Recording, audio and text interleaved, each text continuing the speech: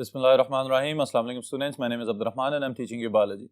Students, in this session we are going to discuss some more different types of asexual type of reproduction. किस तरह से हम animals के अंदर भी asexual reproduction को observe कर सकते हैं और फिर उसके साथ ही साथ tissue culture technique, cloning को use करते हुए किस तरह से पैदावार बढ़ाई जा सकती है. इसकी डिटेल्स बोर्ड पे देखते हैं. जी students, it is basically the first type tissue culture technique. It is also now used in animals. बिल्कुल उसी तरह जैसे प्लांट्स को asexual reproduction के जरिए टिश्यू कल्चर के थ्रू प्रोपेगेट किया जा सकता है, एनिमल्स के अंदर भी पॉसिबल है कि एनिमल्स के टिश्यूज को भी ग्रो करवाया जा सके. ऑलराइट स्टूडेंट्स, यहाँ पे इंपॉर्टेंट चीज हमारे पास जो है वो यही है कि प्लांट्स के अंदर स्पेसिफिकली एक टिश्यू मौजूद होता है जिसको हम कहते हैं कैम्बियम. कैम्बियम में से कुछ सेल्स ऐसे हैं जिनके पास बहुत जबरदस्त प्रॉपर्टी या पोटेंशियल है ग्रोथ और रिप्रोडक्शन की, तो वो खुद से ही मल्टीप्लाई करते चले जाते हैं जैसे ही उनको सिर्फ आर्टिफिशियल ग्रोथ मीडियम के ऊपर न्यूट्रिएंट्स प्रोवाइड किए जाएं और ग्रोथ हार्मोन्स प्रोवाइड किए जाएं, तो उससे एक मुकम्मल नया पौधा भी पैदा किया जा सकता है. Alright, in the same way animals के अंदर अभी तक बहुत सारी कोशिशें तो जारी हैं, लेकिन ये बात काबिल गौर है कि हम टिश्यू कल्चर टेक्निक के थ्रू मुकम्मल एनिमल पैदा नहीं कर सकते, लेकिन कुछ कामयाब तजर्बात इस चीज पे किए जा चुके हुए हैं कि टिश्यू कल्चर टेक्निक के थ्रू डिफरेंट ऑर्गन्स प्रोड्यूस किए जा सकते हैं, especially that can be used for transplantation in the future. All right, students. So tissue culture technique is the simplest form of asexual reproduction regarding multicellular complex organization of animals. फिर इसके बाद students जो दूसरी कामयाब technique इस्तेमाल की जाती है, it is known as cloning. जी students, क्लोन को अगर हम डिफाइन करना चाहें तो आपको याद होना चाहिए कि बुनियादी तौर पे identical copy banana is cloning. Alright, फिर उसके साथ ही साथ यहां पे चूंकि एक ही पेरेंट रिस्पॉन्सिबल होगा तो इसलिए इसको हम कहेंगे it is asexual type of reproduction. तो एसेक्सुअल मेथड के थ्रू एक पेरेंट की तरह की आइडेंटिकल कॉपी बना लेना, this technique is known as cloning. अगर हम इसको डिफाइन करना चाहें in a simple way, we can define it asexual production of identical offsprings और organisms produce from a single cell by सबकल्चरिंग.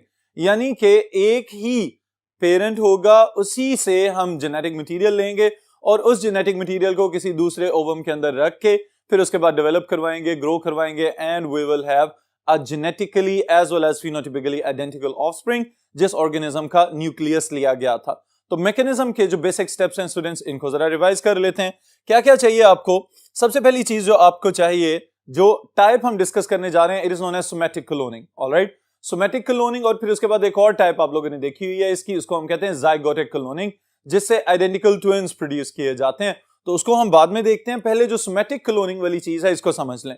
Somatic from Soma, यानी कि यहां पे सेक्स सेल्स या जर्म सेल्स या जिन्हें हम जनरली गमीट्स कहते हैं, इनका कोई दारोमदार या कोई अमल दखल हमें यहां पे नजर नहीं आएगा. तो इसका मतलब यह हुआ कि यहां पे सिर्फ सोमैटिक सेल्स ही इन्वॉल्व होंगे और इसके साथ फिर हम फर्दर एक ऑफस्प्रिंग पैदा कर लेंगे. Nucleus, the point number one is nucleus from an egg cell is removed or destroyed by ultraviolet radiations. अब ये बात काबिल गौर है स्टूडेंट्स के एग सेल जो है वो हमें क्यों चाहिए, क्योंकि ह्यूमंस की जब हम बात करते हैं तो इनकी डेवलपमेंट के लिए या इवन के एनिमल्स के ऊपर जो हायर वर्टिब्रेट एनिमल यानी शीप के ऊपर जो एक्सपेरिमेंट्स किए गए, वहां पे भी किसी भी ऑर्गेनिज्म की ग्रोथ के लिए हमें एक मैटरनल यूट्रस की रिक्वायरमेंट होती है. तो वो जो मदर की यूट्रस है उसके अंदर एग ही बेहतरीन किस्म की कंपैटिबिलिटी बना सकता है. लेकिन यहाँ पे एक और इंपॉर्टेंट चीज मैं आपको बताता चलूं, वो ये कि जो एग लिया जाएगा अगर ये पहले से ही फर्टिलाइज्ड हो तो ज्यादा अच्छा हो सकता है, लेकिन हम क्या करेंगे, उस फर्टिलाइज्ड न्यूक्लियस को यहां से रिमूव करेंगे, क्योंकि कुछ स्पेसिफिक डिटर्मिनेंट्स होते हैं ग्रोथ के लिए जो रिस्पॉन्सिबल हैं, उनको एक्टिवेट करना या स्टिमुलेट करना बहुत ज्यादा जरूरी है. फिर इसके बाद क्या किया जाता है students, the nucleus from a somatic cell is introduced into the egg cell. जिस भी ऑर्गेनिज्म की आप क्लोन या कॉपी बनाना चाह रहे हैं, आप उसमें से एक सोमैटिक सेल ले लेंगे. नॉर्मली स्टेम सेल्स को लिया जाता है because they have high power of differentiation later on. तो इस वजह से स्टेम सेल्स के अंदर जीन्स को स्विच ऑन स्विच ऑफ करना ये भी जेनेटिक इंजीनियरिंग के पॉइंट ऑफ व्यू से आसान होता है. That's why somatic cell is a preferable donor, लेकिन उन somatic cells में से भी stem cells is the best preference. Alright, the egg with transplanted diploid somatic cell nucleus develops into an organism genetically identical to the parent. अब ये बात students अपने ज़हन में रखिएगा कि हमने न्यूक्लियस तो उस एग के अंदर इम्प्लांट कर दिया, लेकिन उसके बाद अब इस एग को उठा के वापस यूट्रस के अंदर रखा जाएगा। इसके ऊपर एक स्पेसिफिक लेयर बन जाती है जिसे हम जोना पेलिसीरा वगैरह कहते हैं। उसको रिमूव करवाना बहुत ज्यादा जरूरी है, उसको आर्टिफिशियली रिमूव करवा के और फिर इस एग को हम वापस यूट्रस के अंदर रखेंगे, फिर कंसेप्शन होगी और फिर इसी तरह से normal technique will go on. अब यहाँ पे एक बात याद रखिएगा कि ये जो हमें एक बड़ी आइडियल किस्म की एक्सप्लेनेशन यहाँ पे नजर आ रही है, the technique is not that simple. इसके लिए पहले नंबर पे तो ये वाला काम करना कि न्यूक्लियस निकालना, it is a tough technique. फिर उसके बाद अब एक और एक्सपेरिमेंट भी किया जा रहा है कि बजाय इसके कि न्यूक्लियस निकाला जाए, खाली क्रोमोसोम्स निकाल लिए जाएं और उन्हीं क्रोमोसोम्स को फिर किसी एग सेल के न्यूक्लियस के अंदर रख दिया जाए और nucleus of the egg cell में से क्रोमोसोम्स को निकाल दिया जाए। तो ये भी एक्सपेरिमेंट किया जा रहा है। फिर उसके साथ ही साथ स्टूडेंट्स, ऐसा भी मुमकिन नहीं है कि आप जैसे ही न्यूक्लियस इंजेक्ट करें और फौरी तौर पे उसके अंदर फिशन स्टार्ट हो जाए, यानी कि सेल्स डिवाइड करना शुरू हो जाएं। तो इस चीज को भी बड़े गौर से और बड़ी बारीकी से देखना पड़ता है कि क्या हमारे प्रोवाइडेड न्यूट्रिएंट्स और केमिकल्स की वजह से ये जो हम न्यूक्लियस इस एग के अंदर पुट कर रहे हैं, क्या ये किसी डिप्लॉयड जाइगोट की तरह बिहेव भी कर पाएगा या नहीं। क्योंकि अगर इस तरह की पॉसिबिलिटीज नजर नहीं आती तो बहुत ज्यादा पहले से ये टेक्निक कर लेने के बावजूद बहुत ज्यादा एग्स और बहुत ज्यादा डोनर न्यूक्लियाई जो हैं वो डैमेज होकर जाया भी हो जाते हैं। Alright, even though for the Dolly जिसकी हम बात करते हैं, तो उसके लिए मुख्तलिफ किताबों में बताया गया है कि ऑलमोस्ट 250 या कुछ किताबों में 277 का भी फिगर दिया गया है कि इतने एग्स और इतने डोनर न्यूक्लियाई जाया किए गए और फिर जाके एक कामयाब तजर्बा हो सका in the Roslin Institute. Alright, then is significance. Significance के स्टूडेंट्स जब हम बात करेंगे तो हमें ये पता होना चाहिए कि क्लोनिंग फायदेमंद क्यों है। ये एक तो हमने ये कह दिया कि एसेक्सुअल टाइप ऑफ रिप्रोडक्शन है, तो एसेक्सुअल टाइप ऑफ रिप्रोडक्शन का बुनियादी मकसद क्या है कि हम बहुत ज्यादा डिजायरेबल जीन्स वगैरह को कॉपी करवा सकें और उसी तरह के ऑर्गेनिजम्स पैदा करवा सकें, फिर इस तरह के जानदारों की पैदावार बढ़ाई जा सके कि जिससे इंसानों को ज्यादा से ज्यादा फायदे हो सकते हैं। और फिर उसके अलावा कुछ एक्सपेरिमेंट्स वगैरह लैब के अंदर भी किए जाते हैं जिसके लिए हम पूरा नया ऑर्गेनिज्म जो है उसके ऊपर एक्सपेरिमेंट करके उस बेचारे को खतरा या नुकसान पहुंचाने की बजाय हम सिंपल टिश्यू कल्चर टेक्निक या सेलुलर क्लोनिंग के थ्रू मुख्तलिफ केमिकल्स, मुख्तलिफ ड्रग्स और एंटीबॉडीज वगैरह के इफेक्ट्स को भी जांच सकते हैं। Alright students, so we can enlist here that significance of cloning is that cloning of desirable animals like prize bulls, race horses, ये आप लोगों को पता ही है कि जो मुकाबले के अंदर जानदार वगैरह इस्तेमाल किए जाएं और फिर उनके ऊपर प्रोटीन एब्जॉर्प्शन, प्रोटीन ग्रोथ वगैरह ज्यादा हो, तो उसके लिए हम प्राइज बुल की टर्म इस्तेमाल करते हैं। और रेस हॉर्सेस, ये तो बच्चा बच्चा जानता है कि जो मुकाबले के लिए दौड़ में इस्तेमाल करने वाले घोड़े।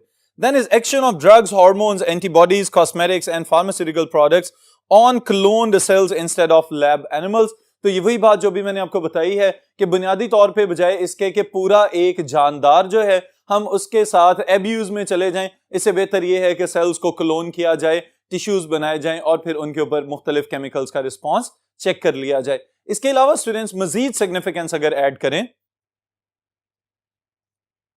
We can say that all the offsprings behave similarly। तो इसका मतलब ये हुआ कि अगर हमने बिहेवियर्स वगैरह के लिहाज से भी नोट करना हो या कुछ किसी एक ही तरह की प्रॉपर्टी वाली पॉपुलेशन पैदा करनी हो तो cloning can be a good option. Alright, फिर उसके साथ कुछ नई चीजें यहां पे आपको नजर आएंगी। There is solution to infertility. बुनियादी तौर पे ये भी एक मेडिकल साइंस की पॉजिटिविटी है कि वो पेरेंट्स जो बहुत ज्यादा कोशिशों के बावजूद, बहुत ज्यादा ट्रीटमेंट्स के बावजूद सक्सेसफुली ऑफस्प्रिंग्स पैदा करने में कामयाब नहीं हो पा रहे, तो उनको भी क्लोनिंग का ऑप्शन दिया जाता है कि वो उसी तरह से मदर का एग ले लिया जाए और उसमें से न्यूक्लियस को रिमूव करके ओरिजिनल फादर का न्यूक्लियस इंसर्ट करके फिर उसमें से नया ऑर्गेनिज्म पैदा किया जा सकता है। तो इनफर्टिलिटी या भांजपन का एक कामयाब इलाज है। ऑर्गन्स फॉर ट्रांसप्लांटेशन, ये वही बात जो भी मैंने बताई थी कि ऑर्गेनॉइड्स बनाने के लिए कामयाब तजर्बे किए जा रहे हैं कि टिश्यू कल्चर टेक्निक को इस्तेमाल किया जाए और मसनूई तौर पे लेबोरेटरी के अंदर इंसानी आज़ा पैदा किए जा सकें। Then is treatment of diseases, मुख्तलिफ बीमारियों का इलाज, और फिर उसके बाद protection of endangered species. It can be a significant contribution students. वो किस तरह से कि वक्त गुजरने के साथ साथ हम जिस तरह से इंसानी आबादी में इजाफा कर रहे हैं तो बहुत सारे दूसरे जानदार हमारे इर्द गिर्द जो हैं उनको बहुत ज्यादा खतरात का सामना है। तो इंसान खुद ही अगर ये कोशिश कर ले कि वो स्पीशीज जो एंडेंजर्ड हो चुकी हुई हैं उनको क्लोनिंग के जरिए प्रोपेगेट किया जाए, उनमें ज्यादा से ज्यादा इजाफा किया जाए, तो हम इन नस्लों को भी मुकम्मल तौर पे खत्म होने से बचा सकते हैं। फिर इसके साथ ही कुछ सवालात भी हैं कि क्लोनिंग जायज है या नहीं है, इंसानी क्लोनिंग की इजाजत होनी चाहिए या नहीं होनी चाहिए। तो इन चीजों को मैं डिसएडवांटेजेस में शामिल कर रहा हूं। सबसे पहला जो नुकसान है स्टूडेंट्स क्लोन्स का वो क्या है कि दे आर नॉन रेजिस्टेंट। किसी किस्म की बीमारी, किसी किस्म की वबाई मर्ज जो है उसके खिलाफ भी मुजाहमत करने की एबिलिटी इन क्लोन्स के अंदर ना होने के बराबर होगी, स्पेशली अगर हम ह्यूमन क्लोन्स की भी बात करें। फिर उसके बाद एनवायरमेंटल इन्फ्लुएंसेस। अब ये वाली बात बड़ी अहम है समझने के लिहाज से कि हमारी तरह के सेक्सुअली प्रोड्यूस्ड ऑर्गेनिजम्स जितने भी हैं, हम चूंकि एनवायरमेंटल चेंजेस को फेस करते हैं और एक प्रॉपर जेनेटिक मेकअप हमारे अंदर मौजूद है, we have the ability to face different type of transitions, alright. लेकिन क्लोन्स को चूंकि ज्यादातर कंट्रोल्ड एनवायरनमेंट में रखा जाता है, तो ये भी मुमकिन है कि अगर कोई एक फ्लक्चुएशन होती है क्लाइमेटिक कंडीशंस के अंदर, तो उस फ्लक्चुएशन की वजह से पूरी की पूरी आबादी ही खतरे में चली जाएगी, ऑलराइट। फिर उसके बाद एलिमेंट ऑफ अनसर्टेनिटी। ये वही चीज जो अभी मैंने थोड़ी देर पहले बताई थी कि क्लोन को बनाना इटसेल्फ ये एक टफ टेक्निक और स्ट्रेटेजी है। फिर उसके बाद इनहेरिटिंग डिजीजेस। अगर किसी ऐसे ऑर्गेनिज्म को क्लोन किया जा रहा है कि जिसके अंदर पहले ही बीमारी वाले जीन्स हैं, तो इसका मतलब है कि हमने उन्हीं जीन्स को आगे इनहेरिटेबल बना दिया है। Potential for abuse of humanity. ये वाली चीज भी स्टूडेंट समझने से ताल्लुक रखती है कि कुछ मकतब फिक्र के अफराद जो हैं उनका ये ख्याल है कि अगर हम इंसान के क्लोन्स बनाएंगे तो इंसान चूंकि बहुत सारी कामयाबियों के साथ, बहुत सारी अच्छाइयों के साथ हमेशा बुराई की जानिब भी अट्रैक्ट होता है, तो ऐसा ना हो कि कहीं कोई बुराइयों में इस्तेमाल किया जाए, यानी कि ह्यूमन बॉडी में से ऑर्गन्स निकाल के कहीं बॉडीज को डिस्पोज ऑफ ना करना शुरू कर दिया जाए, या किसी जगह पे सिर्फ ऑर्गन्स ऑफ ट्रांसप्लांट पैदा करने के लिए एक पूरा क्लोन ना बनवा लिया जाए, जिसकी वजह से बाकी ऑर्गेनिज्म या बाकी बॉडी जो है उसके साथ कोई हद तक आमेज किस्म के रवैये या बाद में कोई और इस तरह के नताइज सामने आए। तो that's why it is again a question mark on cloning. और फिर उसके बाद जो अल्टीमेट चीज यहां पे लिखी हुई है दैट इज कि क्या क्लोनिंग को हम ह्यूमन फार्मिंग कह सकते हैं। तो इसका मतलब ये है कि फिर हम अपने इंसानियत के दर्जे से बहुत नीचे आ जाएंगे कि अगर हम इंसानों को भी चीजों की तरह डील करना शुरू कर दें या भेड़ बकरियों की तरह डील करना शुरू कर दें। तो these are some questions on the cloning. और फिर उसके साथ ही साथ एथिकल मोरल इश्यूज और बहुत ज्यादा जो सेक्ट्स हैं हमें नजर आते हैं अपने इर्द गिर्द सोसाइटी के अंदर, वो अभी भी इस चीज पे कन्विंस नहीं हो सके कि क्लोनिंग करनी चाहिए। ऑलराइट स्टूडेंट्स, फिर उसके बाद बहुत इंपॉर्टेंट शॉर्ट क्वेश्चन है आपके लिए and it is basically another type of cloning that is generally known as zygotic cloning, और इसको हम साथ ही साथ मोनोज़ाइगोटिक ट्विन्स भी कहेंगे। These are the identical twins. Alright students, अब ये जो आइडेंटिकल ट्विन्स या ट्विन प्रोडक्शन वाला मैकेनिज्म है, देखने में तो बहुत ज्यादा फैसिनेटिंग लगता है, लेकिन वो पेरेंट्स जो ट्विन्स को पाल रहे हैं या उनकी परवरिश वगैरह कर रहे हैं, उन्हीं को अंदाजा होगा कि इसके साथ साथ बहुत सारी टफ किस्म की चीजें भी शामिल हैं। वेल, आइडेंटिकल ट्विन्स में स्टूडेंट्स याद रखिएगा कि ये बनते किस तरह से हैं, इसको हम यहाँ पे डिस्कस करने जा रहे हैं। The first thing is that zygote undergo cleavage. सबसे पहले नंबर पे ये बात आपको याद होनी चाहिए कि फर्टिलाइजेशन हो रही है, ऑलराइट, और फिर फर्टिलाइजेशन होगी तो एक डिप्लॉयड ज़ाइगोट बनेगा, और डिप्लॉयड ज़ाइगोट बनने के बाद जैसे ही इसमें पहली तकसीम होगी, यानी एक से दो सेल्स बने और वो दोनों एक दूसरे से अलहदा हो जाएं, तो वो दोनों अलहदा होके इंडिपेंडेंटली बिहेव करना शुरू हो जाएंगे, और इंडिपेंडेंट बिहेवियर की वजह से both of those blastomeres they will develop into independent individuals, और उनसे दो बच्चे पैदा होंगे। That will be identical copies of one another. यहां पे ये बात जरूर याद रखिएगा कि या तो दोनों बॉयज होंगे या फिर दोनों गर्ल्स होंगी, तो these are known as the identical twins. Alright students, इसीलिए यहां पे एक और टर्म जो यहां पे इंट्रोड्यूस करवाई गई है that is मोनोज़ाइगोटिक twins.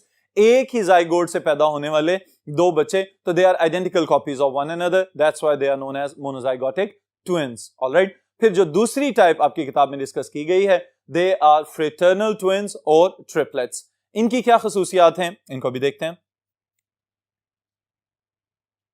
Ji students, अब जो फ्रेटर्नल ट्विन्स जिनको हम कह रहे हैं, बुनियादी तौर पे दे आर सेक्सुअली प्रोड्यूस्ड, और सेक्सुअली प्रोड्यूस से क्या मुराद है कि जितने भी ऑफस्प्रिंग्स पैदा होंगे, बुनियादी तौर पे ये प्रोडक्ट्स किस चीज के हैं, इसके लिए हम यहाँ पे एक टर्म इंट्रोड्यूस करवा रहे हैं दैट इज हाइपर ओव्यूलेटिंग मदर।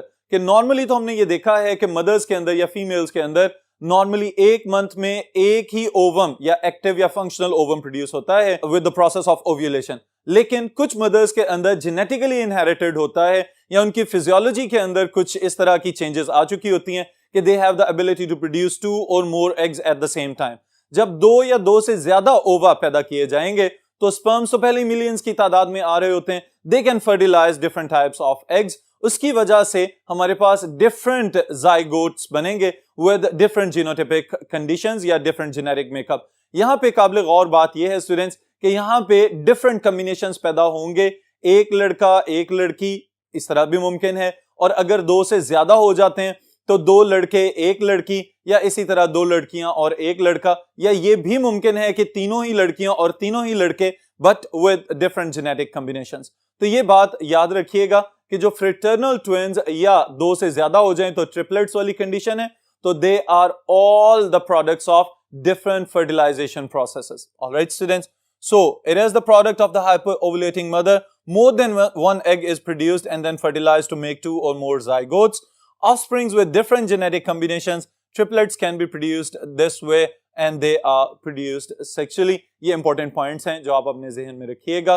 फिर इंशाल्लाह ताला नेक्स्ट सेशन में नेक्स्ट टॉपिक के साथ मुलाकात होगी।